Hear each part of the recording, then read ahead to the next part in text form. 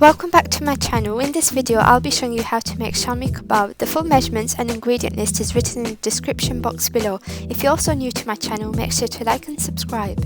Firstly, in a large pan you want to add in the sliced onions, and then you want to add in the boneless lamb meat, and then I'm also going to be adding in some extra bones for flavour. You can ask the butcher to put this in, and then I'm going to add in half the salt at this stage and then save the rest. I'm also going to add in chilli flakes. You can use whole chilies as well, and then I'm going to add in turmeric, and then I'm also adding a chilli powder or Basaar mix you can use as well. I'm then adding in Tandoori Masala, and then fresh ginger and garlic paste. It's best to use this fresh, not frozen or from the jars. I've got the recipe up on my channel also. And then I'm adding in the whole spices and a chopped green chilli.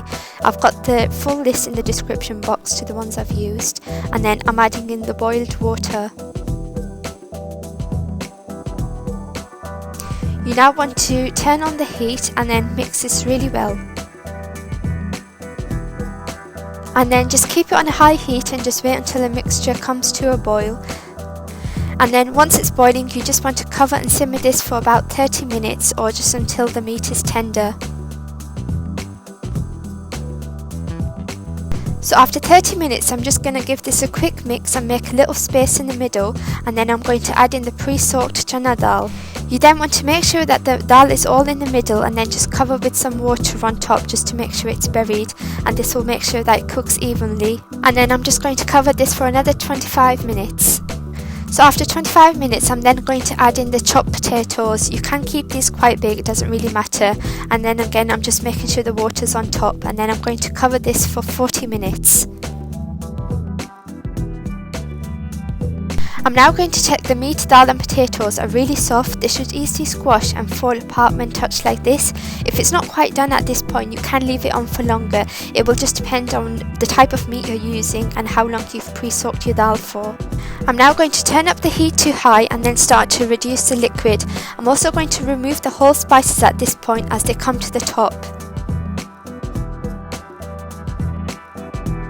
At this point, you also want to remove the bones, as this will come in the way when you start to squash the mixture. It will take about 40 minutes to reduce the liquid, and as the liquid is reducing, you just want to start to squash the mixture with your spatula and start to break down the meat, as this will make it easier to squash at the end. Once the liquid reduces, the mixture will start to thicken. At this point, you can turn the heat down to medium if it's starting to stick. Continue to mix and break down the mixture until it's completely dry, and it should look like this when done. You'll see that the mixture will start to stick to the sides because there's no oil in there or any fat. It'll be looking like this, and it should be a bit dry. You then want to use a potato masher or pestle and mortar to break down the mixture. A lot of people do this step in a food processor, however you will lose the needed consistency of the meat texture that is required for an authentic Shami Kebab. You also don't need to wait until the mixture is cooled down. It's actually easier to do it while it's still hot, and then just make sure that all the meat is shredded and you can see the little fibres. So it will take a few minutes to mash, but then it will look like this when it's done. And then as you can see, once you pick a little piece of mixture up, you can see the meat fibres, but then everything's really well mashed at the same time. Then transfer the mixture into a bowl and then add in the remaining salt, coriander powder, garam masala, freshly squeezed lemon juice, and then some more ginger and garlic paste. Make sure that you only add a tiny amount at this point, and then some finely chopped green chilies. And then I'm going to add in the finely chopped coriander and mint, and then I'm going to give this just a quick mix. I'm now going to add in the finely chopped onion, making sure that all the water is being drained out, and then just giving this a quick mix again. At this point, you can also check the seasoning and add more salt or chilli. I'm also going to add in a bit of Shami Kebab Masala. You can use any brand. If you don't have this, don't worry, as the ingredients in these boxes are the same that have been already used in the recipe. The only thing extra is that it has flavour enhancers in.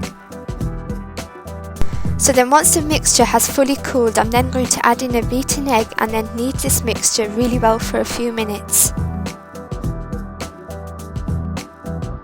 The mixture is now ready to use. You can also place this in the fridge for a few hours if you need to make them later on. And then I'm just going to oil my hands and then form a medium-sized meatball. And then using my palms, I'm just going to slightly flatten this out. You can make any size Shami Kebab you want. If you're going to make this into burgers, you can make them slightly bigger.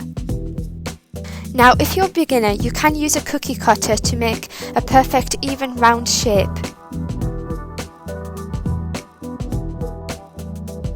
And then once you've got your round shape, what you want to do then is just flatten this out and seal the edges by pressing your thumb against the mixture and sealing the edges. If you don't have a cookie cutter, you can also shape the Shami Kebabs without it. I usually do this without the cookie cutter anyway. You just want to form a meatball and then just flatten the mixture out between your palms, and then as you're flattening it out, if you've got any cracks, you can just push the mixture against, and then just using your thumb, just keep turning and pushing against the mixture on the edges to seal it. I'm then just going to heat a little oil in a non-stick pan, and then once it's warm, I'm just going to add in the Shami Kebabs.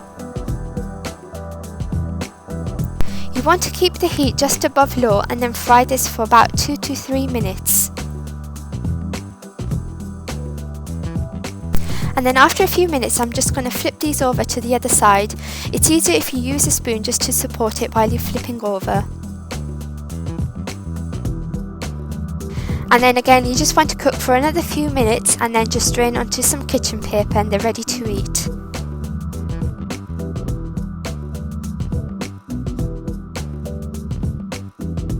You then just want to repeat the same process for the rest of the kebabs.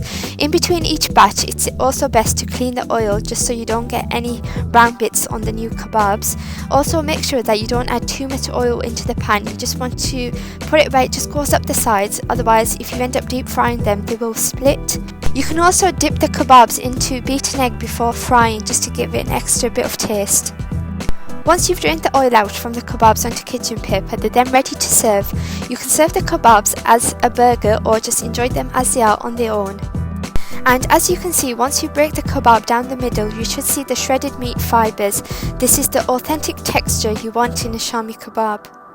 If you like this recipe, make sure to like, comment and subscribe to my channel. Thank you for watching, and I'll see you in my next video.